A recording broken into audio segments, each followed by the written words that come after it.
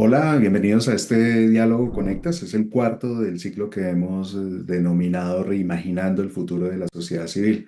En este panel de hoy exploraremos las oportunidades de resiliencia y sostenibilidad para las organizaciones que protegen la biodiversidad en América Latina y el Caribe.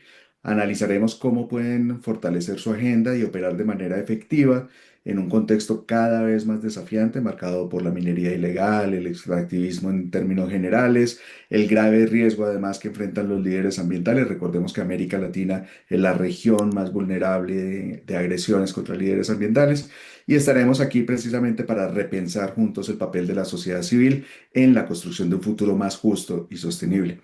Gracias a las 239 personas de 14 países que se inscribieron para esta conversación de hoy. Soy Carlos Eduardo Huertas, dirijo y lidero la mesa editorial de Conectas y los estaré acompañando como moderador en este espacio que durará una hora y cuarto. Le damos la bienvenida a nuestro equipo de panelistas. Desde Ecuador nos acompaña Álvaro Andrade, quien es director ejecutivo de Investoría Foundation. Bueno, bienvenido, Álvaro. Hola Carlos, muchas gracias por la invitación y un gusto con todas las personas que están aquí. Presto también para comentarles la realidad de Ecuador y de la realidad que trabajamos en nuestra organización. Gracias por la oportunidad, Álvaro. Desde Chile contamos con Florencia Vega, quien es representante de la ONG Defensoría Ambiental. Bienvenida, Florencia. Gracias, Carlos. Gracias, Álvaro, también por estar acá hoy. A todos los presentes, los que nos escuchan desde Chile y quienes están atentos a esta conversación. Un gusto. Un gusto, Florencia. Y en Colombia está participando Nicolás Congote, él es coordinador de medios e incidencia de WWF de la Oficina de Colombia. Nicolás, bienvenida. Gracias, Carlos. Un saludo, Florencia, Álvaro y a todos quienes se conectan. Gracias por abrir este espacio necesario y útil en medio de una coyuntura retadora y desde Colombia poder compartir lo que hacemos desde WWF Colombia. Saludo. Gracias. Bueno, le agradecemos a nuestros aliados, en especial a la Red Argentina para la Cooperación Internacional RACI, con el que continuamos aunando esfuerzos en el marco del programa regional Reimaginando el futuro de la sociedad civil. También agradecemos a la Red de Filantropía Comoa, que están a cargo de la traducción en portugués. Ya les voy a dar las indicaciones para que lo puedan escuchar en portugués, quienes nos escuchan desde esa lengua y a FESCOL por ser aliado estratégico para el desarrollo de estos espacios y posibilitar la oportunidad de encuentro. También el apoyo de la Comisión Argentina para Personas Refugiadas y Migrantes, Caribe Afirmativo en Colombia, Cívicus, la Red Global de Redes de Organizaciones de la Sociedad Civil, el Instituto Interamericano de Paz y Reconciliación y el WWF. Les recordamos que, como mencioné anteriormente, estos diálogos cuentan con traducción al portugués. Para activarlo es ir al icono en la parte de abajo donde hay tres puntitos.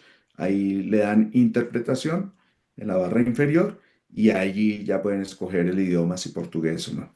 Después seleccionan el canal de interpretación en el que quieren escuchar la traducción en tiempo real y también pueden silenciar el audio original si solamente quieren escuchar el canal de interpretación.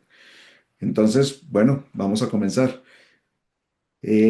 Comienzo con Nicolás. Vamos a arrancar con un tema que es central para todos nosotros y es cómo hacer que la agenda ambiental sea relevante para la sociedad en general. Es decir, cada vez nuestras sociedades, en especial en América Latina, se han vuelto más urbanas, viven en ciudades y a menudo se siente desconectada de los problemas ecológicos o lo ven casi como una anécdota o una buena experiencia de fin de semana, pero no como un asunto estructural de sus vidas. ¿Cómo podemos hacer para que estos temas dejen de ser abstractos para la gente y pasen a ser prioridad tanto para la sociedad civil como para los gobiernos? Nicolás. Carlos, gracias. Pues esa es la pregunta del millón. Creemos que un poco los aspectos a mejorar desde organizaciones con base científica como WWF están en el mensaje, dessignificar mucho este mensaje, hacer mucho más cercanas los impactos tanto positivos como negativos de asuntos que nos impactan directamente en países de la región, la deforestación, un tema crítico, el tema de mayor que causa la mayor pérdida de biodiversidad en nuestro país, la pérdida de biodiversidad y cómo esto afecta el bienestar de las personas directamente, acceso a alimentos, aire fresco, limpio, acceso al agua, por ejemplo, y esos son temas que le impactan directamente a las personas, en donde no hemos sido tan buenos tal vez en hacerles entender cómo cada acto que tenemos en nuestra cotidianidad puede tener un impacto. Y el impacto no necesariamente es solo para quienes están en la Amazonía o en el Pacífico, ¿cierto? La gente entiende que tal vez la Amazonía en un país como el nuestro está muy lejos, pero realmente todo nos está afectando. Vivimos recientemente una crisis de agua en Bogotá, la capital, y la gente entendió que realmente lo que está sucediendo alrededor del país está teniendo un impacto directo y está asumiendo con un poco mayor de mayor conciencia estas situaciones.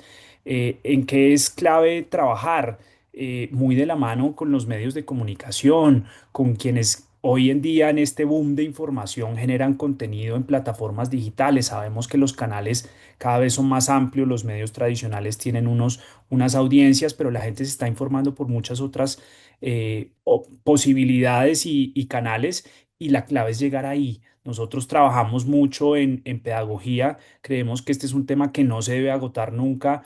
Está bien que la gente tenga una noción de qué es el cambio climático, pero hay que seguirlo reforzando.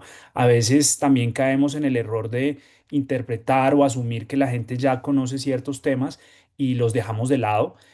Creemos sí que la sociedad hoy está mucho más activa, los jóvenes están mucho más participativos, los gobiernos también tienen una agenda climática más exigente por los compromisos que asumen de manera global, y creemos que la conversación está dada, las oportunidades están ahí, hay que insistir, hay que hacer más cercano el mensaje, hay que evitar las narrativas apocalípticas o fatalistas que agotan. Cuando tú hablas de prohibición, pues la gente un poco pierde el interés, y se siente también sin muchas herramientas para poder tomar acciones. Y las acciones son muy sencillas, pero hay que insistir, hay que reforzar, hay que hacer campañas, hay que trabajar desde las escalas locales, regionales, nacionales, en alianza con los países de la región. mm, Porque el tema está ahí. Yo creo que los impactos son visibles, la gente ya lo reconoce, y pues hay que seguir trabajando en suavizar los mensajes y hacerlos más cercanos, Carlos. Muy bueno, Nicolás, esto que planteas sobre cómo lograr una mejor conexión con la gente, con los intereses de la gente y a través de los medios de comunicación. Ya vamos a volver sobre ese tema de la relación entre las organizaciones y los medios de comunicación. Pero antes de eso, Florencia, un aspecto fundamental en toda la lógica de lo que está pasando en términos ambientales es el riesgo que están corriendo hoy quienes la defienden, ¿no? Que increíblemente ser hoy defensor o promotor de la defensa del medio ambiente se volvió una marca que te puede poner en riesgo en ciertos países. En Colombia, donde estamos, es una de las cifras más altas de ataques y de letalidad en contra de defensores de medio ambiente. Entonces, ese peligro que se ha venido incrementando en la región, una violencia que es totalmente inaceptable. ¿Qué estrategias desde las organizaciones se están implementando para proteger más a estos defensores de manera efectiva, Florencia? Sí, la verdad es que es complicada la situación. Bueno, la información que manejamos de la que habla Carlos es del año pasado, porque los informes obviamente se realizan a año cerrado, entonces la que vayamos a obtener de este año ya estamos esperando a la expectativa en unos meses más de ver cómo han cambiado las cifras, pero la verdad es que año a año lo que va pasando es que seguimos en la cúspide de esa fortuna de estadística. Bueno, Brasil, Colombia son los países más afectados. Y lo que nos pasa en Chile es particular porque Chile no tiene particularmente una estadística de agresiones directas a personas defensoras del medio ambiente, lo cual nos pone en una posición de invisibilizar el tipo de violencia que hay. Hay mucha violencia que es de otro tipo y está creciendo también. Entonces, para nosotros el desafío desde Chile, primero que nada, es visibilizar los distintos tipos de violencia que hay hacia las personas defensoras. Y bueno, por supuesto, construir estas redes que hacen que la sociedad civil pueda abordarlo con mecanismos creados desde la sociedad civil. Tenemos el acuerdo de Escazú, que todos acá conocemos, que es muy importante este acuerdo, porque es el primer tratado en el mundo que incluye una disposición específica para proteger a las personas defensoras del ambiente. Entonces, claro, no solo habla de acceso a la información y participación y la justicia en asuntos ambientales, sino que se dedica específicamente a proteger a las personas defensoras y a exigir a los estados que garanticen este ecosistema de seguridad. Y lo más importante para mí del acuerdo de Escazú es que es un acuerdo nuestro, es un acuerdo con una identidad regional. Eso en términos de derecho internacional no es tan común, ¿cierto? Por lo general, América Latina históricamente ha recibido tratados, bueno, desde Carta de Naciones Unidas en adelante, que están ideados en otro contexto y pensados para otras sociedades. Entonces nos cuesta a veces como hacer o implementar estos tratados en una realidad que es muy distinta. Tenemos factores que nos unen como región, culturales, políticos, históricos, pero es una región bastante heterogénea. Entonces, contar con este tipo de tratado para mí y quienes abogamos también por la protección de las personas defensoras va a ser fundamental. Y estrategias a pequeña escala o a mediana escala, sí, las generamos como sociedad civil, generando instrumentos, generando investigación también, pero por sobre todo trabajando en los territorios. Tenemos desde la Defensoría Ambiental esta lógica de trabajar en los territorios y no ser una organización de la sociedad civil que se encuentra quizás en una oficina, en una capital y trabaja estos temas desde lo que puede investigar, sino que también nos acercamos a los territorios y bueno, vemos el riesgo en carne propia y lo visibilizamos y también apuntar a que los mecanismos de monitoreo existan, primero que nada, y que sean eficientes, porque si no tenemos manera de medir la trazabilidad, por ejemplo, denuncias de amenazas, de agresiones, de homicidios en el peor de los casos, etcétera, no podemos saber si estamos mejorando, si estamos empeorando. Y también ponerlo como un tema de seguridad, que la seguridad es uno de los ejes troncales de las agendas en Latinoamérica por cuestiones obvias y sobre todo porque estamos en coyunturas electorales este año en varios países y el próximo año. Entonces, claro, se generan estas agendas de candidatos y candidatas que van en pos de satisfacer quizás un deseo del electorado para ir logrando votos, para ir logrando aceptación también, y en este sentido, que podamos poner a las personas defensoras del ambiente en el centro de las demandas de seguridad va a ser fundamental, porque en este momento es lo que más se está visibilizando. Entonces, esto pasa, esto ocurre y muchas veces se desliga de lo ambiental, porque no está a primera vista o a simple vista ligado, pero efectivamente sí, hablábamos hace minutos atrás de la minería ilegal. Bueno, la minería ilegal tiene impactos ambientales y se genera todo un ecosistema de inseguridad alrededor de esto. Por poner solo un ejemplo, hay muchos otros mercados ilegales que atentan contra lo ambiental y que ponen a las personas en riesgo en toda la cadena productiva. Claro, buenísimo, Florencia, lo que planteas, porque los diferentes actores que participan dentro de todos estos procesos es fundamental, pues entender cómo se articulan, no para dejarlos por fuera, sino cómo se articulan los intereses también de quienes tienen una visión desarrollista o los que tienen una visión conservacionista o los que tienen otro tipo de intereses económicos en esa relación con el medio ambiente. Y allí, Álvaro, te pregunto porque cada vez en América Latina también uno de esos factores políticos claves es la presencia de los movimientos indígenas, dada la importancia de sus territorios y conocimientos, cómo podemos institucionalizar esa participación en la toma de decisiones más allá de la consulta previa que tiene los bemoles que todos sabemos, cómo se puede fortalecer esa participación y esa institucionalidad y a partir del conocimiento que tiene Álvaro, no sé si puede hacer una suerte de comparación entre las limitaciones y los avances que hay entre Ecuador, Chile y Colombia, que son movimientos indígenas además con diferentes matices. Álvaro. Bueno, Carlos, muchas gracias y también felicitaciones por las intervenciones anteriores. Estoy totalmente de acuerdo con lo que comentaban tanto Florencia como Nicolás, porque son realidades compartidas también en el Ecuador. Pero un punto adicional. de lo que tú comentas es qué rol están jugando los pueblos y nacionalidades, sobre todo en una actividad que principalmente se da en ámbitos rurales. No, no es una realidad ajena a la de Ecuador, donde la minería, por ejemplo, se hace en zonas de montaña o en la Amazonía, o de la misma manera el petróleo se extrae de la Amazonía, donde viven principalmente comunidades indígenas, a las que sí, por ley, por nuestra constitución, se les hace este proceso que ya mencionabas de la consulta previa, libre e informada, pero ¿con qué responsabilidad se ha logrado hacer este proceso? Es la pregunta. ¿Y cuánto se respetan también estos procesos? Yo quisiera comentarles aquí la realidad de Ecuador. Precisamente ahora se está desarrollando una disputa bastante fuerte entre comunidades indígenas y de hecho también la población de una ciudad importante en el país que es Cuenca por un proyecto minero, no en este caso ilegal, pero un proyecto minero bastante importante, llamado Loma Larga Quinzacocha, donde se está discutiendo la importancia de preservar los ecosistemas y las necesidades de las personas que viven alrededor de este ecosistema frente a la actividad minera, que es una de las apuestas de los gobiernos de turno. Históricamente en el Ecuador, no podría decir de un solo gobierno de turno, quizá con más alta o más baja intensidad, pero siempre ha sido la apuesta al extractivismo y ahora se ve también afectado porque ya se hace en zonas pobladas, donde se está pensando en reubicar a la gente.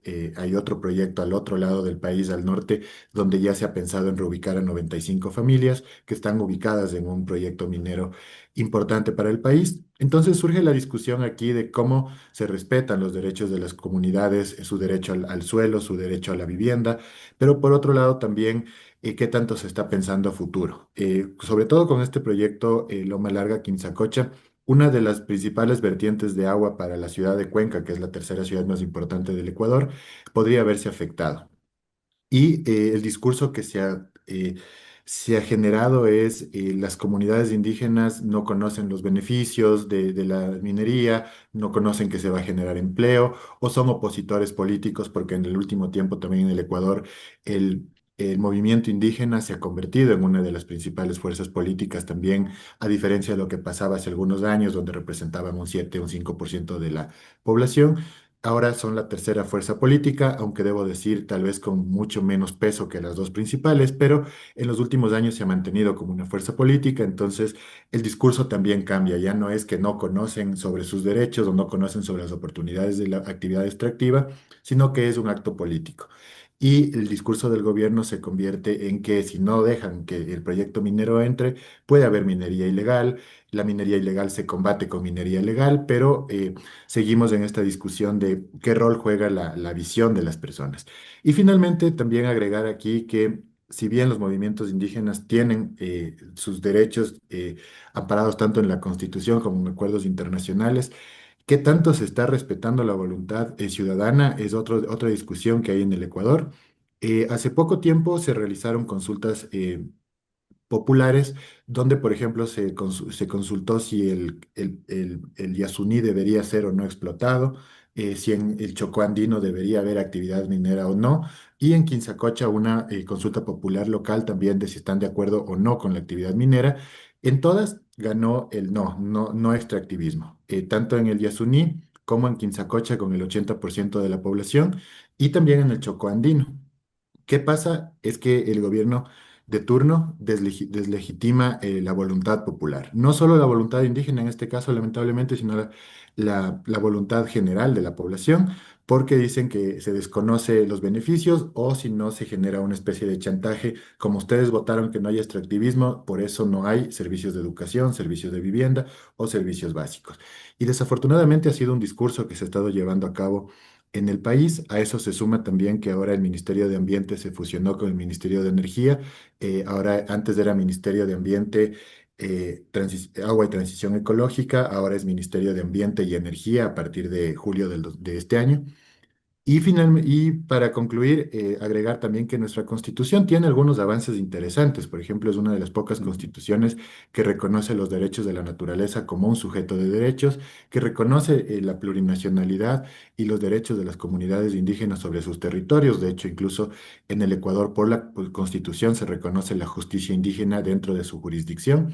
Pero aún así, en la práctica, tanto los derechos de las comunidades y pueblos indígenas como los de la ciudadanía en general, cuando se trata de extractivismo, tienden a ser menospreciados o no respetados, aunque se han generado procesos, como menciono, de consulta popular. Claro, es increíble esta desconexión tan grande entre lo que está escrito en las leyes y en las regulaciones de reconocimientos frente a derechos de la naturaleza y de los seres humanos que habitan allí, y en la práctica cómo al final terminan desconociéndose de esos derechos que están allí. Bueno, ese es otro factor fundamental. Les recuerdo a los que están ingresando y quieren escuchar la conversación en portugués, ir al botón de interpretación y darle el idioma, y en el botón de preguntas y respuestas ir agregando sus preguntas para irlas incluyendo en la conversación. Florencia, quiero volver contigo sobre uno de los temas que es una de las dificultades históricas que enfrentan las organizaciones ambientales, y es el tema de, por un lado, falta de recursos y por el otro lado, desarticulación con los gobiernos. ¿Qué se necesita para avanzar en una agenda conjunta que integre el trabajo de la sociedad civil con las acciones de los gobiernos en los territorios? Florencia. Gracias, Carlos. Bueno, antes quería justo hacer un comentario sobre la pregunta anterior, ¿cierto? De Claro, la participación de los pueblos indígenas. Y es una reflexión simplemente. Me parece importante los avances que estamos teniendo, sí, hay que seguirlos, perseguirlos e instigarlos. Pero a mí me parece muy paradójico, ¿no? Que reconozcamos tener una participación creciente de los pueblos indígenas que debería ser primigenia. Estamos hablando de comunidades que son las primeras habitantes de los territorios y nos jactamos de estar permitiendo opinión, voz y voto y estar facilitando estos mecanismos de participación. Bueno, por supuesto, en este panel no estamos los representantes de los gobiernos, somos todos integrantes de la sociedad civil, pero me parece importante hacer ese comentario. Y claro, bueno, Florencia. sí, evidentemente sobre el financiamiento me preguntabas y la agenda conjunta, ¿verdad? Así es. Bueno, lo que pasa en financiamiento hoy día ha sido un momento de crisis, yo creo, desde que todos sabemos de esta crisis del multilateralismo y de lo que está pasando en el mundo con temas de financiamiento, pero yo creo que voy a decir el cliché, ¿no? De crisis oportunidad que todos conocemos, porque me parece que lo tenemos que ver desde la sociedad civil como una característica, simplemente como un síntoma que nos va a permitir ponernos en acción de otra manera. Entonces, creo que la estrategia que tenemos que utilizar ahora dentro de muchas que podemos tomar es tener optimismo, un optimismo crítico y al mismo tiempo ser creativos y ser creativas y poder pensar de qué manera nos podemos sobreponer a la situación que se está dando, que creo que es una coyuntura, como decía antes. Entonces, evidentemente lo que ocurre también es que hay fragmentaciones, que hay desconfianza. El mundo también está pasando por un momento en el que no necesariamente hay una recesión, es decir, no es que hay menos dinero, nos da la impresión de que hubiera menos dinero disponible porque hay menos financiamiento, pero en realidad lo que está pasando es que el financiamiento se está dirigiendo a otro lado, o sea, el dinero se está utilizando en carrera armamentista, en gasto militar que está creciendo y por lo tanto se tiene que recortar otro tipo de gastos y lamentablemente lo primero que se piensa recortar como algo que no fuera urgente es el financiamiento a causas ambientales, la conservación, al litigio estratégico, a la protección de los recursos, etcétera. Entonces, Allí, sí. no, quería contrapreguntarte ahí en ese caso, Florencia, digamos, una queja que hay recurrente o una observación recurrente sobre las organizaciones de la sociedad civil y el financiamiento es que terminan ajustando sus acciones y su misión a lo que los financiadores digan. Entonces, si es crisis ambiental, allí están; si es Amazonía, allí están, y van descuidando temas críticos que deberían ser parte misional. ¿Qué tanto percibes que eso esté pasando? Y más ahora que hay una crisis del financiamiento de cooperación internacional. Ujú.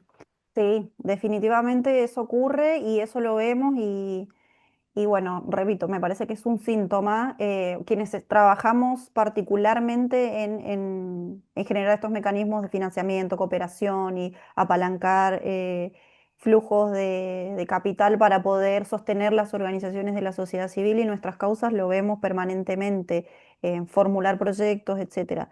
Y vuelvo a poner el ejemplo de Chile. Nos pasa que como Chile no formamos parte de la cuenca amazónica. Entonces, hoy en día nos cuesta mucho poder mover financiamiento para los problemas ambientales o situaciones ambientales que tenemos en el país, que son muchos problemas que tenemos, muchas situaciones y muchos ecosistemas que proteger, no sé, diferentes tipos de humedales, tenemos los salares, entonces, claro, no estamos dentro de la cuenca amazónica, por lo tanto, estamos inmediatamente fuera de el financiamiento que hoy existe, el poco financiamiento que hay. Te diría, haciendo un diagnóstico muy rápido, Carlos, que está destinado a Amazonía, lo cual me parece muy importante, o sea, no desestimo la Amazonía, que por supuesto tiene una relevancia clave para el mundo, no solamente para la región, y también trabajamos en esos temas desde Defensoría Ambiental, aportando en términos de seguridad, de investigación, con pueblos indígenas, comunidades rurales, etcétera, pero nos cuesta mucho y tenemos que buscar alianza con otros países, por ejemplo, que sí tengan presencia territorial en la cuenca amazónica. En algún momento fue para cambio climático, por ejemplo, el financiamiento. Entonces, todas las acciones que uno tiende a confundir que todo lo ambiental es cambio climático y no, no necesariamente. Entonces, formular un proyecto ambiental tenía que tener la característica troncal de destinarse para cambio climático. Y si no cumplía ese requisito, era muy difícil posicionarlo. Y pasa, y ocurre todo el tiempo. Nicolás coincide con Florencia de que las organizaciones ambientales son particularmente sensibles a adaptarse en función del financiamiento, ¿o crees que hay algún gesto de mayor independencia de ese tipo de circunstancia, Nicolás? Sí, Carlos, y estoy en línea con Florencia. Diría que esto ocurre, no es una crítica, pero esa flexibilidad exige adaptarse a los distintos momentos y creo que ella lo pone como un punto de lo complejo que es nuestra región, ¿no? La financiación efectivamente en la Amazonía se concentra en una mayor medida. Ese es un hecho. Países como Chile no hacen parte de la cuenca van a ver justamente una reducción mucho más alta. Colombia, por fortuna, en temas de agenda ambiental, es un hecho que ha habido una disminución notoria en el financiamiento, pero no a la misma escala de otros sectores. Creemos que todo el tema humanitario sí se ha visto mucho más golpeado. Acá también por tener algunos ejercicios de decisión global recientes, la COP16, tema de biodiversidad, hacer parte de la cuenca para todos los efectos de clima, nos mantiene dentro del foco. Es decir, aún hay algo de financiación estable para aspectos clave de la agenda ambiental. Sin embargo, pues es un hecho que las condiciones han cambiado, hay que diversificar, lo hablo desde WWF, el tener un portafolio de trabajo mucho más amplio nos permite lograr una sostenibilidad y una continuidad en muchos procesos. La conservación no es solo especies animales, como algunas personas lo piensan. La conservación no es solo cuidar los bosques. Ahorita lo decía Florencia, el tema de humedales es crítico. En Colombia vivimos realmente una crisis de agua en la capital. Eso no lo habíamos visto hacía mucho tiempo. Esto nos está golpeando la puerta, nos está pasando a todos. El tema de alimentos es un tema importantísimo para la región. Unos países también hacemos alarde de que somos despensa, pero también esto se nos está convirtiendo en una situación compleja.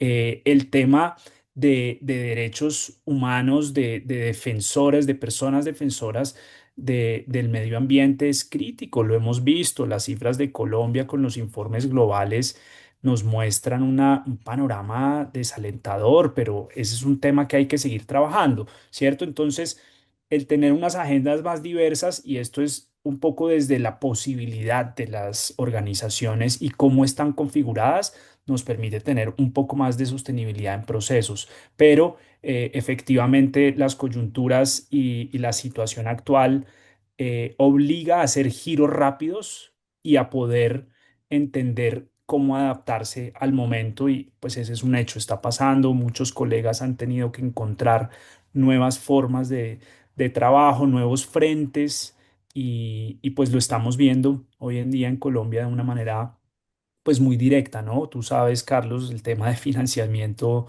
internacional, cómo ha sido de crítico con temas clave para el país, como todos los asuntos de seguridad. Entonces, pues es una realidad y hay que convivir con ello y hay que adaptarse.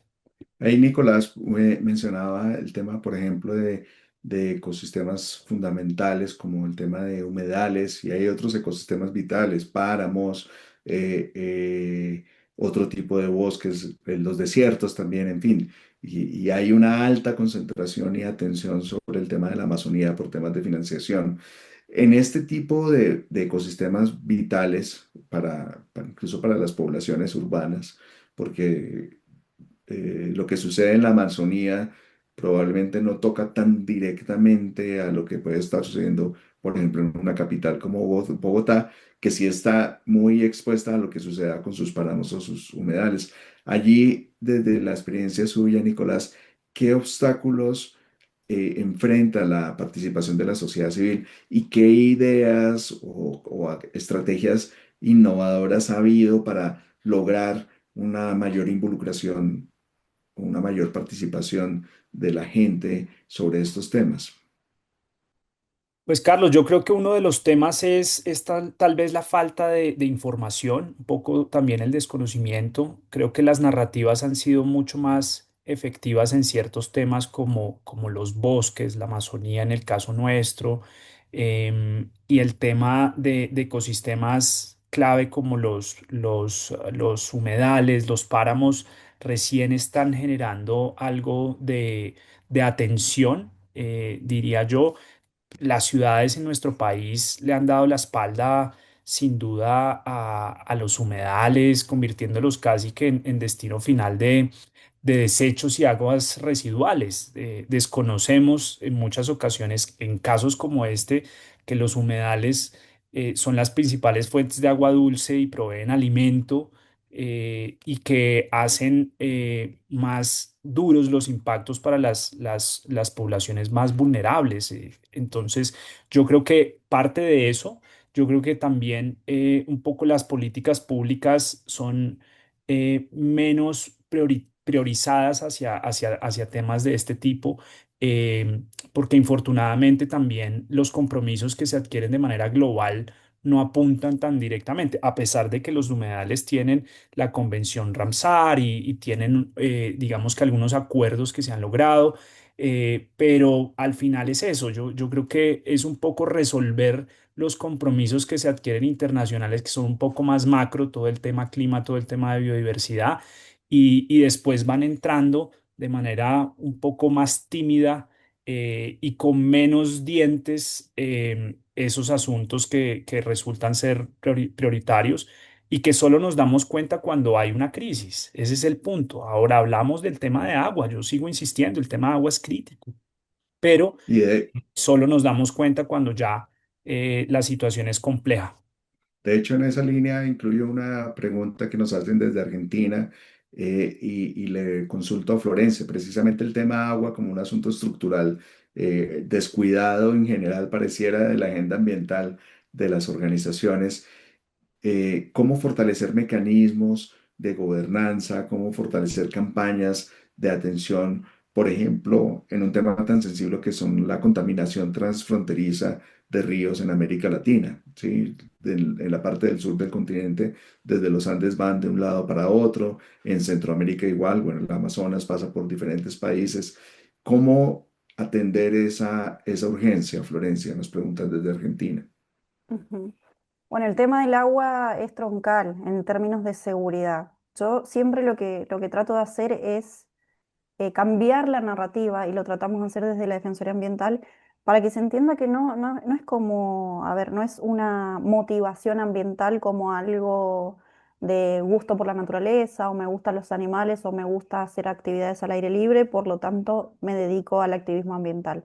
Tiene que ver incluso hasta con temas de la defensa. Estamos hablando, en este caso, como tú decías, de cuencas transfronterizas. Bueno, hay acuerdos que regulan eso, está el Tratado de Helsinki y algunos otros, y tienen que tener un análisis incluso desde el presupuesto de la defensa. Entonces, la defensa no necesariamente va a ser una actividad militar o un ejercicio militar, sino que tiene que ver, y debemos exigirlo de esta manera, con la seguridad, y en este caso con la seguridad hídrica. Y el caso de la contaminación es importantísimo. Con Chile, Argentina y Chile compartimos un montón de cuencas, tenemos, bueno, el tema de los campos de hielo sur ahora, muy en boga, que compromete glaciares, y las cuencas que fluyen de un lado y otro de la cordillera, y nos pasa también, bueno, con Bolivia, con Perú, por supuesto, que compartimos ríos y compartimos aquello. Entonces, administrar las cuencas transfronterizas es importante, hay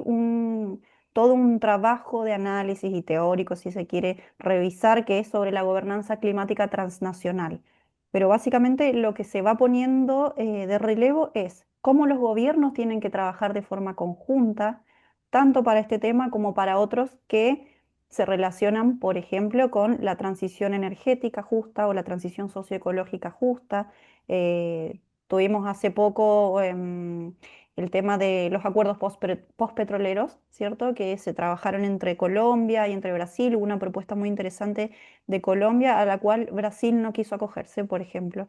Entonces, claro, es muy difícil por ahí tener esta perspectiva de gestión conjunta cuando hay estas diferencias entre gobiernos, en este caso, que son posturas más políticas, pero tenemos que pensar en un diálogo intergubernamental, el cual hay que exigir, y algo que me parece fundamental tanto para este tema de la gobernanza climática transnacional como para la gestión del financiamiento o el apalancamiento de recursos, es el multilateralismo de la sociedad civil, que es como pensar el multilateralismo no solamente como una atribución de los estados, sino también como algo que podemos generar y construir en conjunto desde la sociedad civil.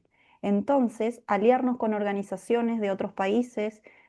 Nosotros, por ejemplo, tenemos un vínculo importante con algunas organizaciones de Argentina, de Colombia y de algunos otros países con los que compartimos temas, y nos aliamos para trabajar esos temas desde la reflexión, desde la investigación, pero también generando y formulando proyectos en conjunto.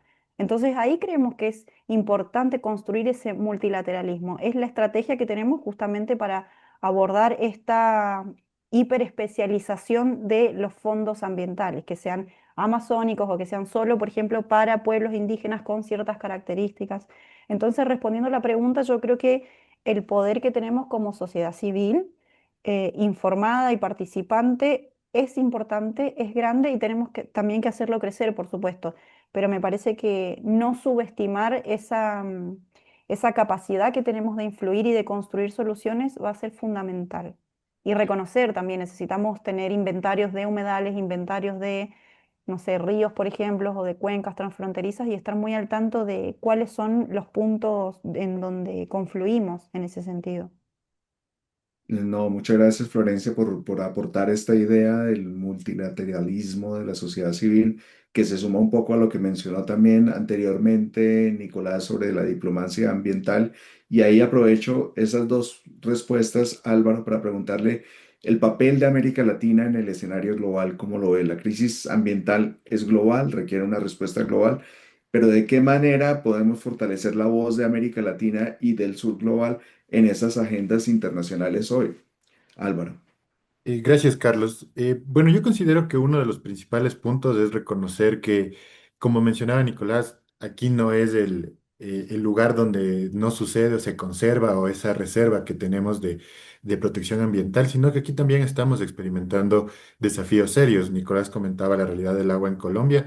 En Ecuador recibimos algo similar, tal vez no con la escasez de agua, pero escasez de agua para generar energía eléctrica. La experimentamos casi 6 meses, durante los cuales tuvimos hasta 14 horas sin luz eléctrica por desabastecimiento de agua por falta de lluvias. Entonces experimentamos crisis. Y ser países que no promueven dentro de su agenda los temas ambientales es crítico. Entonces, aquí es importante que podamos promover y posicionar estos temas en las diferentes agendas. ¿Cuáles son los desafíos que tenemos aquí? Es que, por ejemplo, en nuestro caso, el actual presidente ha salido 20 veces del país a visitar 14 países, pero su agenda no ha estado incorporado en su agenda el tema ambiental. Quienes llevan este tema o lo posicionan son defensores ambientales, son representantes de la sociedad civil, y aquí creo que sí hace falta promover esta diplomacia también desde los temas ambientales, posicionar al país como un país que puede ofrecer, pero que también necesita, igual que muchos países de la región.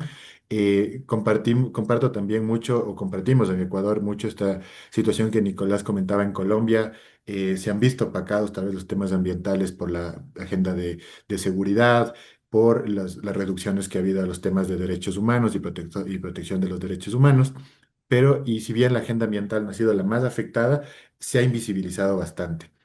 Y en este sentido yo haría una recomendación importante que es también mirar hacia la paradiplomacia, el rol que juegan los gobiernos locales posicionando estos temas en el mundo. Hay en el Ecuador, por ejemplo, una gran cantidad de gobiernos locales amazónicos, gobiernos locales rurales, que tienen una relación directa con la protección de los ecosistemas, pero además también las ciudades más urbanas que, como ya lo mencionaban, eh, estamos viendo ya la relación que tenemos con los ecosistemas, no estamos alejados de eso, no le corresponde el cuidado del páramo, por ejemplo, al gobierno parroquial rural, sino que el no cuidar el páramo genera que no tengamos luego agua, que se pierda ecosistemas. Entonces, aquí el rol de los gobiernos locales yo creo que puede ser fuerte en un contexto donde los gobiernos nacionales quizá no están todos, al menos en la región, llevando esta agenda ambiental dentro de su discurso. Los gobiernos locales sí lo deberían llevar porque son quienes están experimentando de primera mano estas afectaciones. Por ejemplo, el no contar con servicio de agua potable, no contar con servicio eléctrico, eh, o varias afectaciones como inundaciones, derrumbes que estamos experimentando en la región, en el país, deberían ser motivo para posicionar estas temáticas a nivel global y atraer cooperación. Uno de los retos que hay para los gobiernos locales, sobre todo, y no sé si es una realidad compartida, pero en el Ecuador sí es la capacidad de conectarse con el mundo. Los equipos o direcciones de cooperación internacional en gobiernos locales son muy limitados y eso hace que se limite también la cooperación con otros países. Pero yo vería esa como una alternativa importante para poder promover también el rol o posicionar una agenda ambiental a nivel global desde un rol de gobiernos locales que puedan ayudar a no dejar de lado este tema, aun cuando los gobiernos nacionales no necesariamente lo estén llevando. Gracias, Álvaro. Ahí surge otro concepto clave que es la justicia climática, que se trata precisamente de distribuir las cargas de manera equitativa y hacer que los principales responsables de la crisis ambiental, de las crisis climáticas, rindan cuentas. Y ahí le pregunto a Nicolás, ¿qué podemos hacer para evitar que las comunidades de bajos recursos y los pueblos indígenas sufran los peores impactos en ese desbalance y que sus voces sean escuchadas en las tomas de decisiones? Nicolás. Carlos, hay instrumentos como lo mencionaba Florencia ahora, como el Acuerdo de Escazú, que tienen un diseño particular para países como los nuestros, por eso es un tratado regional. Primero que todo, desde luego, es la obligación de que en los espacios de toma de decisiones en agendas prioritarias, como lo estamos hablando hoy, clima, agua, biodiversidad, pues las voces de estas comunidades estén presentes y algo muy importante, su conocimiento, que sea reconocido como un insumo central y esencial para superar estas crisis. Quienes han tenido esa relación directa con las afectaciones de todas estas múltiples crisis ambientales que vivimos hoy son esas comunidades que directamente habitan los territorios, han sabido tener resiliencia y adaptarse de una manera mucho más efectiva. Entonces ellos tienen un conocimiento que hay que valorar, hay que tomar en cuenta, porque además la particularidad de un continente como el nuestro es que justamente todas las regiones tienen complejidades muy particulares para afrontar estas crisis. Entonces, esa parte del conocimiento y la voz son fundamentales. Segundo, además de integrar y reconocer a estas comunidades, es importante asignar recursos suficientes para que estas acciones sean afirmativas, sean acciones de integración, cuenten con respaldo y tengan un anclaje, digamos que a la gestión pública, ¿cierto? Em, en esto no me refiero únicamente al tema económico. Creo que los mecanismos de acceso para las comunidades tienen que ser hechos a la medida para ellos. Tenemos en nuestros países unas brechas de conectividad, por mencionar solo uno, importantes. Si nosotros hacemos sistemas de acceso para las comunidades que no corresponden a sus realidades, pues nunca van a poder tener una voz activa y participativa y eso pues desde luego va a vulnerar cualquier posibilidad de la toma de decisiones, que es al final lo que los afecta directamente a ellos. Entonces yo, en síntesis, diría esa participación activa, valorar su conocimiento y tener los recursos necesarios para que puedan acceder, no, de nuevo, no solo económicos, pero sí de los mecanismos que estén hechos de una manera accesible para que ellos puedan tomar parte en las discusiones y desde luego contribuir, pues son los principales afectados en estos casos.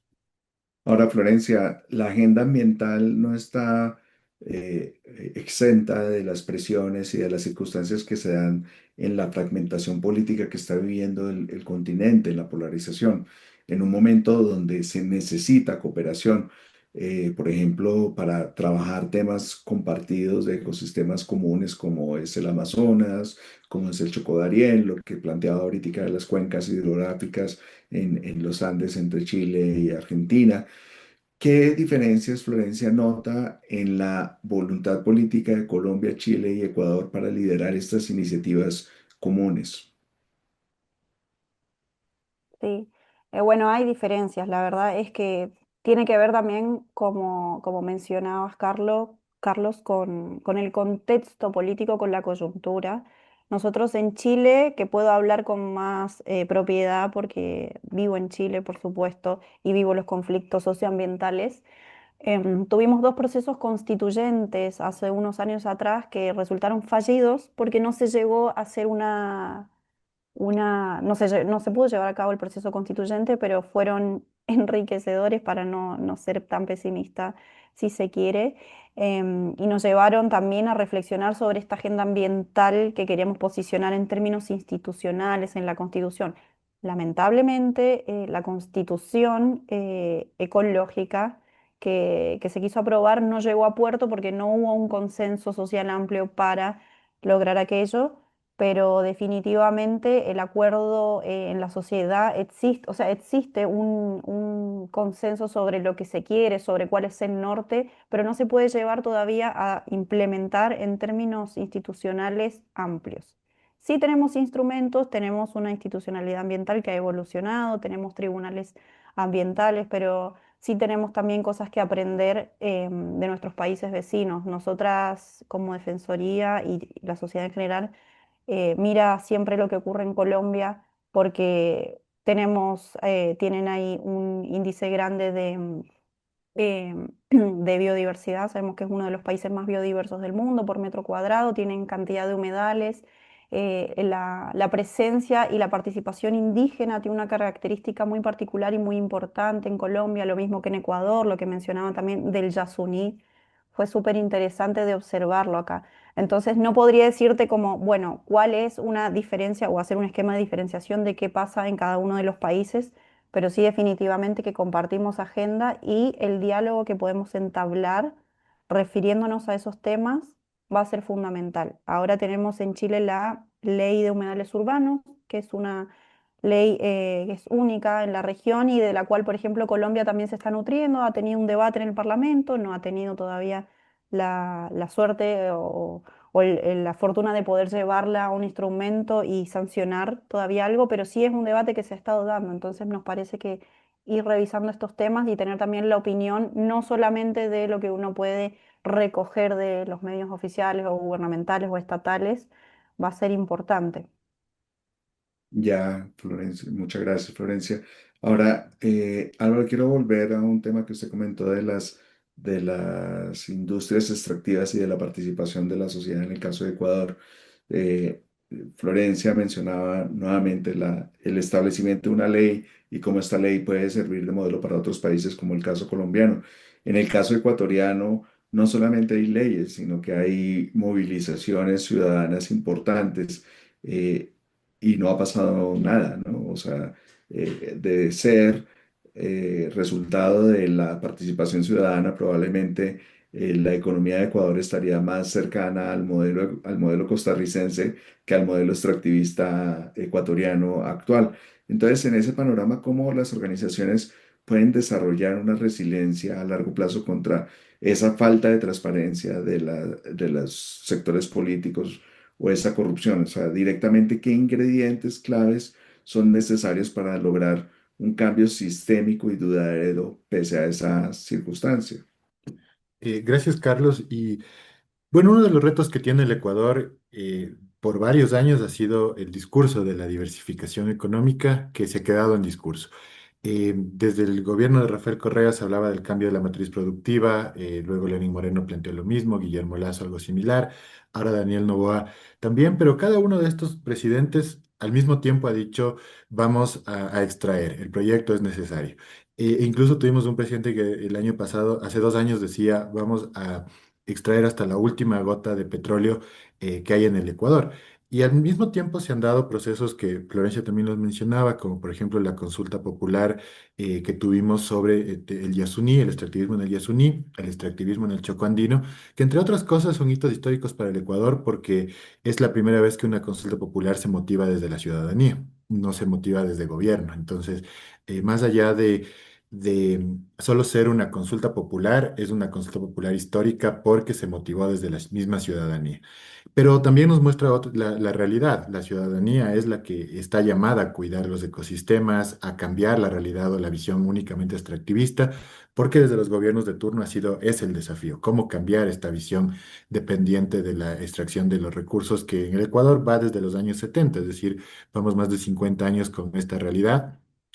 Y como mencionas, se han dado varios movimientos. Ahora mismo, como yo les comentaba al principio, está una disputa muy fuerte entre comunidades y gobierno por el proyecto Loma Grande, donde además ya es muy evidente la afectación que habría a una comunidad por la contaminación del agua, que si bien tal vez en países como Perú esto ya ha sido una discusión de hace algunos años, en el Ecuador hasta ahora los proyectos mineros, si bien también han causado controversia, han sido en lugares muy poco poblados o alejados. Es la primera vez que estaría afectando directamente a una urbe bastante poblada del país. Entonces empieza a generar esa discusión de qué tanto importa el agua, qué tanto importa la seguridad y bienestar de las personas frente a proyectos mineros que se proponen desde el gobierno. Pero a la par también existe no sé si tal vez un paraguas o existe algo una cortina de humo que tapa la realidad y es que surge el discurso de si no hay proyectos legales, va a haber proyectos ilegales que generan violencia, generan narcotráfico, guerrillas y generan afectaciones. Y precisamente en la región de la SUAY esto sucede. Uno de los cantones de la SUAY es uno de los más violentos precisamente porque hay mucha minería ilegal. Entonces hay bastantes afectaciones. Y yo no diría tal vez no ha pasado nada, tal vez no ha pasado a mayores, porque puede pasar mucho más. Por ejemplo, el Yasuní es una de las zonas más diversas del país y desde el 2013 hemos estado en una disputa permanente de si se debe explotar o no. A pesar que hay campos mineros dentro del Yasuní, ha logrado mantenerse de la manera más sostenida posible. No podría decirse lo tiene intacto, pero no ha pasado a mayores. Por otro lado, tenemos también zonas como los páramos donde no ha progresado mucho más la minería, que si bien ha progresado, ahí hay proyectos que incluso la ciudadanía en general no conoce, que son muy fuertes y están en zonas delicadas, pero a esto también le sumaría retos que la ciudadanía debe seguir asumiendo. Uno de ellos es que el gobierno propuso, ya se aprobó de hecho, pero ahora está en una disputa con la Corte Constitucional, la ley de privatización de áreas protegidas. Esto implica, porque si bien siempre se habla del Ecuador como la naturaleza, el sujeto de derechos, que está en la Constitución, que la Constitución también ampara a los pueblos y nacionalidades, contar con una ley de privatización de áreas protegidas puede resultar también en un hecho grave, porque básicamente vamos a privatizar áreas que el Estado debería proteger, con el argumento de esas zonas están ocupadas por la minería ilegal, por las guerrillas, por el narcotráfico. Ahora damos estas áreas a personas privadas o empresas privadas para que las protejan y las conviertan incluso en turismo sostenible, que en discurso para alguien tal vez que no está muy metido en los temas, suena muy bien porque van a quitar el narcotráfico y van a proteger las áreas protegidas. Pero en la práctica hay varias acciones que se podrían estar vulnerando, como el derecho de las comunidades no contactadas, de los pueblos aislados, la misma protección de las áreas y una desatención estatal, porque a la par que se propone esto, el Estado fusiona el Ministerio de Ambiente, el gobierno fusiona el Ministerio de Ambiente. A lo largo de los años se han ido reduciendo el presupuesto para guardaparques, básicamente había un guardaparque para todo el Parque Yasuní, por ejemplo. Entonces, obviamente, vamos a decir, es ineficiente la cobertura que hay desde el gobierno para cuidar las áreas protegidas, porque el mismo gobierno desprotege las áreas protegidas y da paso a que se privatice. Entonces, es un tema delicado que ya se dio paso en la Asamblea Nacional y por otro lado se aprobó una ley de fundaciones en el Ecuador que va a limitar en cierta manera el accionar de las fundaciones, porque dentro de esta ley se menciona que toda fundación debe someterse a auditorías periódicas, toda fundación debe entregar sus reportes de donantes y beneficiarios al gobierno y que toda fundación además debe registrarse en un sistema único para que además, por ley, no se pueda, el gobierno puede cerrar fundaciones a criterio si es que están afectando la gobernabilidad. Entonces, esto implica muchas cosas. Por ejemplo, si el gobierno no tiene una agenda ambiental o tiene una agenda extractivista, quien se oponga probablemente también podría ser una justificación a decir está impidiendo la gobernabilidad. Hay varios puntos que se deben tratar porque si bien las leyes se lo menciona como se están planteando desde una buena voluntad, probablemente terminan siendo muy contraproducentes para la realidad de las fundaciones que ya funcionan de una forma precaria también en varios casos, sobre todo a nivel local. Bueno, Álvaro incluye varios elementos adicionales a la conversación que ya nos estamos acercando al cierre de este tema y lo que nos anima es precisamente a generar nuevos espacios para continuar con el tema.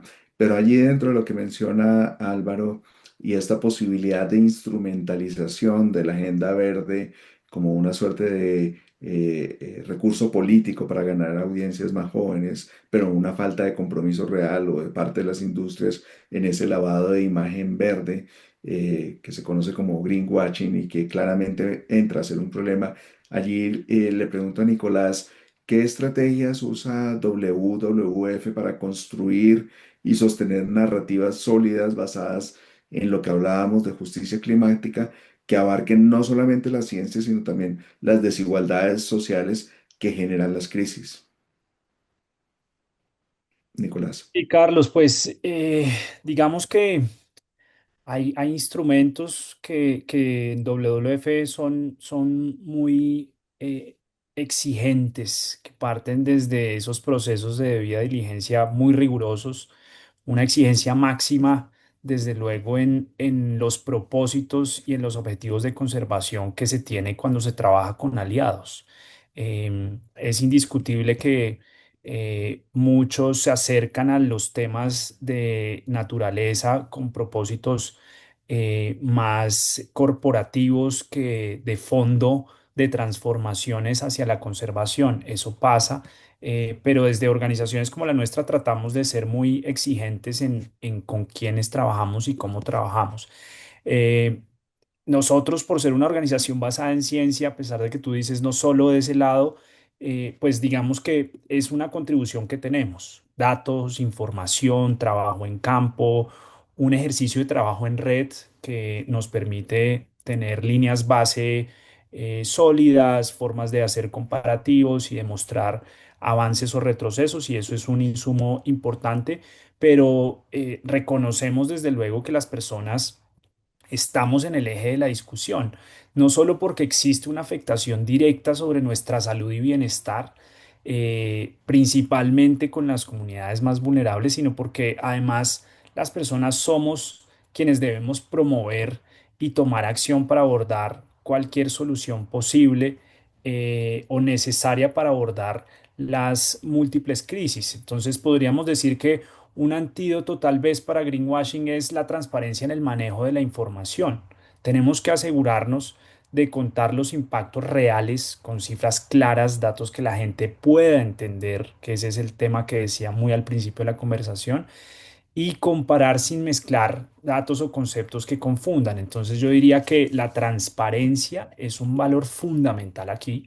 La cercanía y la conexión con las realidades de las personas es indispensable.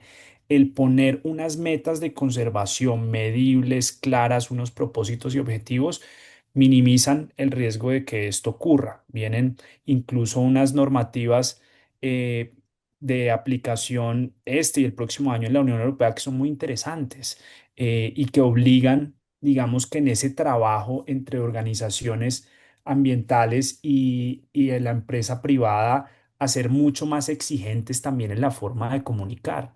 Carlos, nosotros vemos acá mucho el, el ejemplo de productos o servicios que dicen ser verdes, ecoamigables, y al final entender eso qué es, cómo está sustentado, el consumidor no lo conoce. Entonces, tal vez ahí hay una fuga o ausencia de información, de claridad, que puede confundir a las personas. Entonces, esa posibilidad de caer en el greenwashing es una realidad. Estas normativas que les digo vienen de la Unión Europea, van a ser mucho más exigentes y eso es muy interesante porque van a obligar a cambiar las narrativas. En el momento de tú acceder a un producto o servicio, vas a tener que ser muy claro de cómo esto de verdad tiene un impacto de conservación real y no es simplemente un eslogan de mercadeo publicitario. Entonces vienen cosas interesantes. Creemos que eso al final cuando se vaya adaptando a nuestras realidades, pues va a ser en pro. Pero pues sin duda es un ejercicio de trabajo conjunto. Creo que el tema de sostenibilidad ya pasó de ser una moda en las empresas y se volvió una realidad competitiva. Hoy te exigen resultados reales para poder ser competitivo, para poder entrar a ciertos mercados. Entonces es una evolución interesante. Desaparecerlo no lo veo como una realidad, tampoco podemos hablar de ese tipo de cosas, pues porque eso ocurre en nuestro día a día, pero se han dado pasos hacia adelante importantes. Ahí, Florencia, en los dos aspectos que toca Nicolás, que son fundamentales, uno, data, información, raw material, ¿no? O sea, información que sea materia prima para construir sobre una línea base alta. Y segundo, transparencia. ¿Cuáles, Florencia, son los mayores impedimentos para que esta información sea de fácil acceso para todos? Desde la perspectiva ambiental y con tanta información que recaudan los gobiernos, que cada vez hay más tecnología, pero que las organizaciones no tienen facilidad de acceder a ella. ¿Cuáles son esos impedimentos? En primer lugar, traducir la información. Parece que estuviéramos hablando otra lengua, otro lenguaje, y eso ocurre. Nosotros, por ejemplo, trabajamos mucho con información jurídica y aún así, trabajando a diario con esa información, nos cuesta mucho interpretarla y poder llevarla a un lenguaje que sea accesible. Ese es el gran problema de poder democratizar la información, traducirla a estos lenguajes. Bueno, los organismos internacionales, las Naciones Unidas, generan informes de manera permanente. A mí me interesan particularmente porque trabajo en estos temas, pero no es algo amigable de leer y son informes muy extensos que tienen información útil y relevante para la toma de decisiones, pero que no es un dossier que un ciudadano vaya a leer de camino a su trabajo, por ejemplo, si no está trabajando particularmente con ese tema. Incluso hace un par de meses atrás, Naciones Unidas emitió un informe que decía como se comprueba, Naciones Unidas comprueba que nadie lee los informes que Naciones Unidas hace. Y esto no era un chiste, era real, es real. Entonces, ese es el primer obstáculo que tenemos, poder traducir la información a un lenguaje que sea accesible y ocupar la comunicación como una herramienta, traducirlo a formatos que sean hoy en día viralizables también. Tenemos la fortuna de que la comunicación hoy en día es mucho más barata que hace décadas atrás. No necesariamente hay que ir a un correo, llevar una carta, poner estampilla, tenemos las redes sociales y que permiten que se puedan compartir esta información de manera mucho más amigable ahora con las audiencias que tenemos que utilizan otro tipo de redes sociales que en nuestras quizás adolescencias o infancias no existían. Entonces, poder tener esta traducción, tener narrativas claras también, no cosas muy enredadas, muy complejas, los datos que sean confiables, por supuesto, y también saber cómo utilizar la estadística para visibilizar lo que queremos visibilizar y también para mostrar las brechas.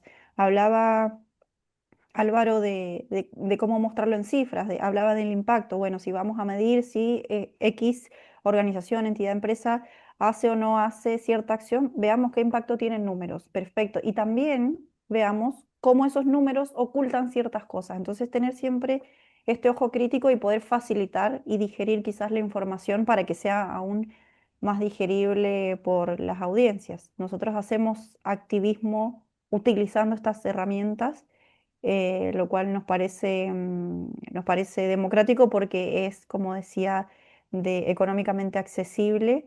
Pensemos, no sé, en procesos políticos importantes, no sé, en la primavera árabe, por ejemplo, ¿no? Que se pudo gestar gracias a esta organización mediante las redes sociales. Nosotros asesoramos y algunas organizaciones de Argentina, particularmente que surgió Argentina al principio de nuestra charla, acá en este diálogo, apoyamos con experiencia a la sociedad civil, particularmente de la provincia de Mendoza, que está oponiéndose a dos proyectos mineros feroces el día de hoy, que son San Jorge en la localidad de Uspallata y Malargüe, Distrito Minero Occidental, más conocido como MDMO, porque tienen un déficit flagrante en la medición de los daños de impacto, de los estudios de impacto ambiental, comprometen glaciares, comprometen fauna, por supuesto, el agua de toda la comunidad de Mendoza. Entonces, ese recurso es fundamental poder potenciarlo. ¿Cómo llegaron estas organizaciones a solicitar apoyo o asesoría de parte de Defensoría Ambiental? Bueno, vieron la campaña Patagonia sin represas que se hizo en Chile en el año 2017, que les invito a que puedan ver cápsulas en las redes sociales, en YouTube, etcétera, que logró detener el avance de proyectos hidroeléctricos en el sur de Chile. Eh, Fue una alianza de organizaciones muy potente comunicacionalmente, entonces definitivamente esta va a ser una de las herramientas que tenemos. Y Ya dentro de las vamos. comunicaciones, por supuesto, vamos a tener diferentes maneras de llegar, diferentes instrumentos, pero sí comunicarnos, creo que es fundamental. Lo que Claro, estamos haciendo ahora, ¿no? sí, de hecho abrir estos espacios está pues muy en línea de lo que han venido conversando. Y antes de entrar al ciclo final de preguntas en donde les pido a los panelistas que me ayuden con reflexiones muy concretas para no extendernos más de las y cuarto, que es el tiempo que le prometimos a la audiencia, antes de entrar en ese tema de comunicación que veo que es recurrente en muchas de las intervenciones, quiero preguntarle a Álvaro sobre una posibilidad de modelo de sostenibilidad que es el que se ha venido tratando de vender en Colombia como el posicionamiento de la emisión de bonos verdes, toda esta industria de bonos de carbono y demás. ¿Cómo lo ven desde Chile y Ecuador que no tienen este desarrollo y es un modelo replicable para financiar proyectos de infraestructura sostenible, reducir la dependencia de industrias extractivas y generar un ingreso a partir de una actividad ambiental? ¿Sí lo ven así desde afuera, Álvaro? Gracias, Carlos. Sí, bueno, en Ecuador no sé en qué punto esté en este momento, pero se ha venido trabajando aproximaciones al financiamiento verde, a los bonos, bueno, el financiamiento climático y a los bonos verdes que le denominan acá, para ver también qué posibilidades hay de articulación, por ejemplo, con la banca, con emprendedores, crear también, se ha creado dentro de estas mismas iniciativas del Libro Blanco de Bioeconomía, para dar un paso también hacia allá. Pero no sé en este punto en qué haya quedado, porque la fusión de ministerios, entre otras cosas, implica que 6 meses les va a tomar reestructurar todo este trabajo. Pero lo que conozco es que sí se han dado avances importantes. De hecho, bancos en el Ecuador como el el banco Procredit, que es un banco alemán, y el banco Produbanco ya han estado implementando esta especie de financiamiento verde, pero más hacia la interna. Algo así como lo que sucede en Colombia, no se lo ha planteado, quizá en el 2013 se planteó algo relativamente parecido con una suerte que probó el gobierno de Rafael Correa en ese momento de mantener el petróleo bajo tierra a cambio de contribuciones de otros países, pero fue una iniciativa que no progresó mucho más y desde ahí la discusión ha sido más hacia el financiamiento climático dentro del mismo país o la interacción que podría haber con empresas nacionales. Algo hacia afuera todavía no ha progresado mucho más allá de colaboraciones que podría haber con la cooperación francesa, con la cooperación alemana, que tienen esta agenda más vinculada a los temas ambientales, pero en la actualidad no es un tema que esté fuertemente posicionado y como menciono con la fusión de los ministerios, principalmente el Ministerio de Ambiente, seguramente esto va a quedar en pausa al menos hasta fin de año. Álvaro, sigo con usted ya como una pregunta de cierre. La relación entre medios de comunicación y organizaciones de la sociedad civil a veces es una relación utilitaria también. Los medios de comunicación se acercan a las organizaciones en función de encontrar algunos datos, primicias, historias noticiables. Y las organizaciones se acercan a los medios porque quieren solamente difundir sus comunicados, sus investigaciones técnicas. ¿Cuál es la experiencia que usted tiene? ¿Qué ejemplo tiene de una buena sinergia y trabajo conjunto entre organizaciones y medios de comunicación que parece ser una de las alternativas más importantes de colaboración en este mundo de necesidad de cooperación entre organizaciones? ¿Tiene alguna Sí, experiencia, alguna idea sí, allí? sí, muchas gracias, Carlos. Primero comparto este sentido de la relación utilitarista porque claro, cuando hay una noticia tal vez controversial, se acude a las fundaciones para que corroboren esa noticia controversial y las fundaciones lo mismo, buscan posicionar un tema para posicionar un tema negativo, lo podemos mencionar, pero cuando son temas más de avance, de proyectos, de iniciativas, es un poco más difícil acceder a los medios tradicionales, sobre todo, pero en línea con lo que Florencia mencionaba al principio, ahora es más fácil comunicar y yo he visto buenas experiencias acercándose a medios alternativos, por ejemplo, a medios digitales, a medios locales. En Ecuador también son muy fuertes a nivel rural los medios comunitarios. Ahí he visto avances significativos. Por ejemplo, en el Ecuador hay un medio bastante conocido a nivel digital llamado Tinta Digital, que ha posicionado varios temas, por ejemplo, el de la privatización de áreas protegidas, el de la minería con Quinzacocha. Llegan a más de 100.000 a más de 100.000 personas en su audiencia, entonces es un medio importante que comunica de forma diferente, más enfocado en jóvenes, pero que sin necesidad de llevar una agenda, por ejemplo, contraria al gobierno o cercana al gobierno, posicionan temas de acuerdo a intereses que a la juventud sobre todo le interesan, que han sido los temas ambientales, y ha permitido que lleguen llegue a la audiencia que se busca llegar con informes más, con comunicación más sencilla que tal vez un informe que estamos las ONGs acostumbradas a generar o una investigación, sino que esa investigación la transforman en un lenguaje ciudadano, la gente lo revisa, lo comparte y se involucra con la temática. Entonces yo he visto que ahí hay una buena sinergia porque no necesariamente es un medio tradicional, pero es un medio que sabe comunicar las cosas. Y lo mismo con Otro, otros medios alternativos y comunitarios, he visto que hay buenos resultados también.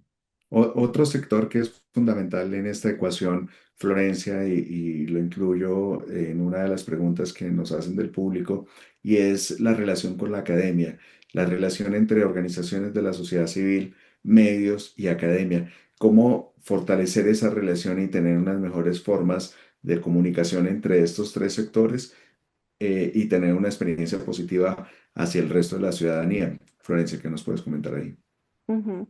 Bueno, como sabemos, la academia ha sido históricamente bastante elitista y aristocrática. Hoy tenemos quizás otras experiencias, pero todos quienes formamos parte de núcleos académicos y de investigación nos topamos cada tanto con ese tipo de problemas. Un ejemplo muy concreto, nosotros escribimos un libro sobre enfoques de seguridad feministas con una organización que trata temas de seguridad y hablábamos de temas de las personas defensoras en Latinoamérica y el Congreso para poder presentar este libro tiene un costo de membresía de $700. Mm. Entonces, uno se pregunta, claro, ¿cómo si para la organización ese es el precio? Imagínense quiénes van a poder acceder, por ejemplo, a ese congreso a escuchar y a participar y a hacer preguntas. Es muy difícil. Entonces, la academia particularmente es un núcleo que tiene ese desafío. Como decía, hoy tenemos otras experiencias que sí son académicas, pero no, pero se están sobreponiendo a eso. Entonces, es muy interesante ver cómo se ha modernizado en ese sentido. Hablamos de extractivismo recién, entonces es importante hablar del extractivismo académico. A quienes nos gusta investigar tenemos que tener siempre la prudencia de ver cómo nuestra investigación puede aportar a el núcleo que estamos investigando o a la muestra que estamos investigando. Entonces, no solamente ir a los territorios o a las comunidades a hacer preguntas de manera invasiva a veces, sino que también, bueno, poder retribuir de cierta forma en primera instancia con los resultados de la investigación, con ciencia, Ya. con criterios de ciencia, perdón, abierta y ciencia ciudadana. Y los medios de comunicación, por supuesto, que sabemos que se manejan por intereses económicos, que no necesariamente tiene que ser algo negativo, pero sí poder conjugar de qué manera dialogamos entre todos. Pero yo creo que la academia definitivamente tiene un rol que cumplir y no marginarse solamente a lo investigativo, sino que tiene un rol en lo social importante y en lo ambiental. Y para ser bien breve, te menciono, Carlos, dos experiencias importantes que conocimos hace poco, que son de Colombia, que es un medio de comunicación de la sociedad civil que utiliza una metodología participativa. Entonces le pregunta a su audiencia sobre qué quieren informarse. Entonces van construyendo la noticia y la comunicación desde esa óptica. Y también otra organización que va a los territorios en Colombia, donde es de difícil acceso, no sé, el Internet y otros recursos, y generan escuelas de comunicación donde enseñan a los habitantes con los recursos que tienen a que creen su propio material de difusión. Entonces ahí tenemos dos lógicas muy participativas y democráticas de que la comunicación llegue y se construya también desde las comunidades, no solamente desde una planificación centralizada. Interesante, Florencia. Y en esa onda también de cerrar como de las posibilidades, Nicolás, una última pregunta de cierre que tiene que ver como ejemplos de narrativas que van allá, que van más allá de la tragedia, de generar un sentido de agencia colectiva. ¿Cómo narrativas han logrado traducirse en soluciones tangibles, narrativas que han sido construidas quizás desde el Estado, en alianza con organizaciones de la sociedad civil, articuladas con la academia, con medios de comunicación? No puedo dejar de mencionar, Nicolás también participó, era parte del equipo que impulsó una de las estrategias más interesantes y creativas de la protección de los páramos últimamente en Colombia. No sé, Nicolás, ¿qué nos puedes comentar sobre eso y del trabajo que también tienes, obviamente, desde comunicación e incidencia en WWF? Carlos, gracias. Pues para sumar a lo que ya dijeron, súper de acuerdo con Álvaro y con Florencia en todas las posibilidades que hoy da las comunicaciones para llegar a más públicos y de formas mucho más creativas, directas, efectivas. Digamos que hay ejercicios interesantes de distintas escalas. WWF desde 2007 activó una campaña global que ha tenido un impacto muy interesante. Mantenerla en el tiempo es un reto siempre, pero es la hora del planeta. Logramos movilizar a las personas para que apagaran la luz durante una hora y eso fue un mensaje, digamos que muy promovido desde una creatividad, un propósito de conservación y una campaña de comunicación muy ambiciosa. Creemos que eso ha tenido un impacto interesante, una conciencia, pero de nuevo, eso pierde un poco la atracción en el tiempo, es natural, campañas largas es difícil de posicionarlas, pero son interesantes. En Colombia un tema que también tuvo mucha comunicación, Carlos, fue el tema del uso de plástico, las bolsas plásticas. Ese fue un tema que se volvió de muy fácil comprensión para las personas. Entonces, a través de una política pública sencilla, clara, pero directa, redujimos un poco el uso de bolsas plásticas en los supermercados. El colombiano que iba a comprar su mercado, eh, hoy está acostumbrado a llevar su propia bolsa de tela. Esos son cambios en los comportamientos que son interesantes y vienen de una política pública, de unos mensajes claros, fáciles de entender y de una aplicación muy sencilla. Hay otro tipo de acciones que se vuelven también, y este es el poder de la comunicación y de la oportunidad, como decía Florencia, ante las crisis. Em, con la pandemia aprendimos de una manera muy fácil, con símbolos. En los ascensores o antes de entrar a algún lugar había unas huellas de unos pies y uno sabía sin que nadie le explicara, sin que hubiera un letrero, sin que hubiera un audio, sin que hubiera un video, que uno debía pararse en esas símbolos para mantener un distanciamiento de las personas. Entonces yo creo que hay muchas oportunidades de bajo costo, como decía Florencia, hoy en día, que son fáciles de apropiar para las personas y que son muy impactantes, pero debemos hacer ese trabajo largo, complejo, insistente de ser creativos, de bajar, desescalar el lenguaje, de hacerlo mucho más simple y mucho más cercano a las personas. Si las personas ven que es un tema absolutamente lejano desde la geografía hasta el impacto, es muy, muy poco probable que se involucren, pero creo que hay ejercicios muy, muy ganadores. Comparto 100% lo que dice Florencia, es parte de lo que hacemos en WWF, es ir a generar capacidades en las comunidades para que ellos puedan además construir sus propias narrativas. Tienen la facilidad de la radio en un país como Colombia, donde la radio local sigue siendo muy fuerte. Entonces, ¿cómo ayudar a que ellos mismos construyan, cuenten sus historias? Y esto nos ayuda en unos temas también de cuidar su seguridad, ¿cierto? Que es un tema clave. Los periodistas, en algunas ocasiones, digamos que el tema de salvaguardas no lo tienen tan claro y generamos un riesgo de seguridad para las personas en las comunidades, para los equipos que trabajan allá. Si las mismas comunidades crean esa información y saben cómo divulgarla, creemos que también se puede reducir ese riesgo de seguridad. Entonces, hay muchas alternativas ganadoras desde lo global hasta lo local, que hay que seguir insistiendo, fortaleciendo en distintas escalas en términos económicos, pero el impacto puede ser de verdad transformador. No, está claro que el tema nos da para seguir conversando. Está claro también que a pesar de las circunstancias hay muchas oportunidades. Las oportunidades vienen a partir de la alianza y la colaboración en una primera etapa. Muchas gracias por sus aportes. Florencia, gracias. Gracias Álvaro, gracias Nicolás y a toda la audiencia por acompañarnos en esta conversación tan relevante. No olviden, por favor, seguirnos en nuestras redes sociales como @conectasorg, visitar nuestro sitio web www.conectas.org. Muchas gracias y un feliz resto de día.